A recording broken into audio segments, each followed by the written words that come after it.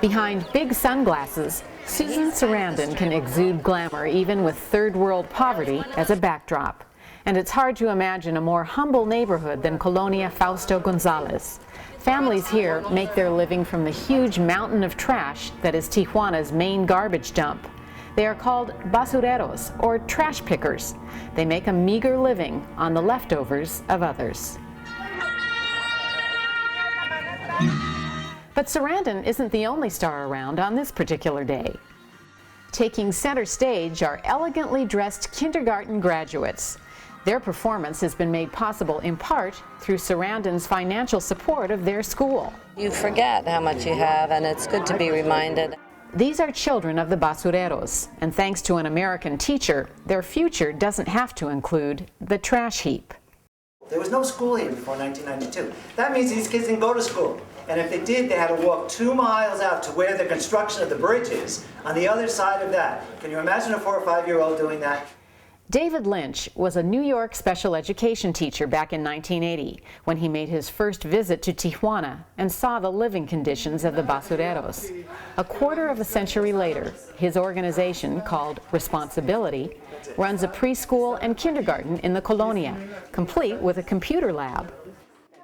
I'm very proud of myself today. I think, today is, a highlight for me in the 26 years. Lynch originally contacted Sarandon 7 years ago, asking her to donate something for a charity auction. She wanted to know more about his work in Tijuana. The school has inspired one of her favorite supporting roles as a benefactor. I am very moved by the people that work here, not just the kids, but I'm very moved by everyone who's dedicated their lives and those that have come back to teach here. That's an amazing story. Like most of the people here, Luis has never heard of Susan Sarandon, but he scores a photo op just the same.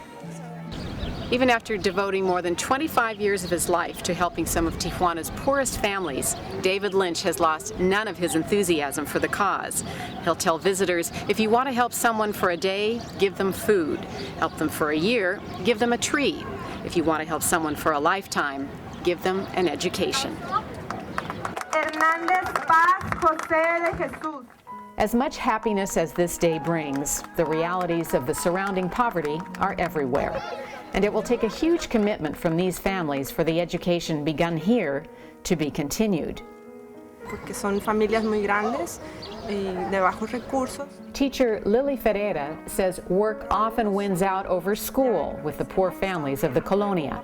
Humble work that is hard to imagine just across the border. I think imagination is one of the strongest gifts we're given, and no matter what's going on around you, if you can imagine your life different, if you can dream, then that's really where change happens.